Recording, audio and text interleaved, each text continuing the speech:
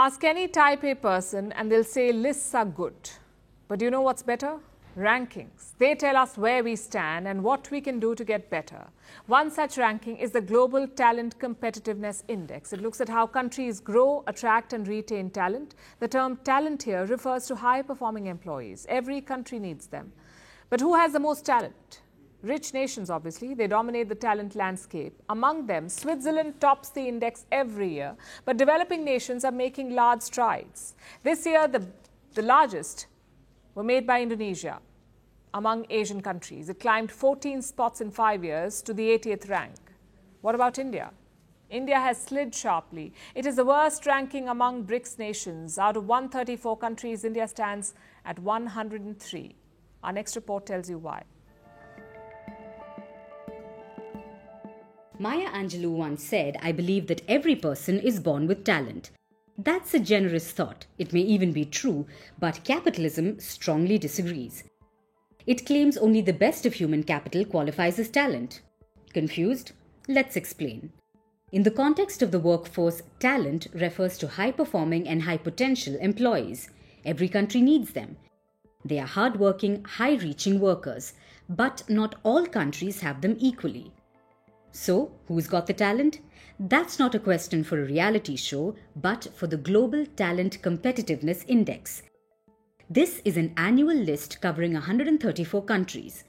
It looks at how countries grow, attract and retain talent. According to this index, rich nations have always dominated the talent landscape. Switzerland tops the index every year.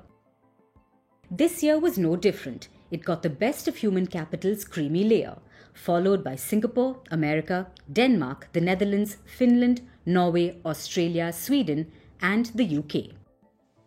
But all hope is not lost. Developing nations are making big strides too.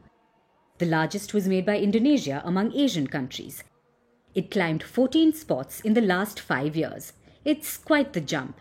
Indonesia achieved this by improving the quality of life and job sustainability. But not all Asian countries were as lucky. Like India, it received the worst ranking among BRICS nations. That's Brazil, Russia, India, China, and South Africa. India is ranked at 103. It's sandwiched between Algeria and Guatemala. Remember, we're talking about the world's most populous nation, an economic powerhouse. But countries like Rwanda, Paraguay, Tunisia, Namibia, Bolivia, Ghana, and Gambia are all ranked higher than India. This isn't a good look for the world's fifth largest economy. But why is this? According to the report, India is not able to attract talent domestically. People under the age of 25 account for more than 40% of the population, but almost half of them were unemployed last year. According to reports, about 40% of recruiters in India face challenges in finding the right talent for the right job. But that's not all. This problem goes beyond India's borders. India is not being able to attract talent from overseas either. On top of that, there's the problem of high attrition.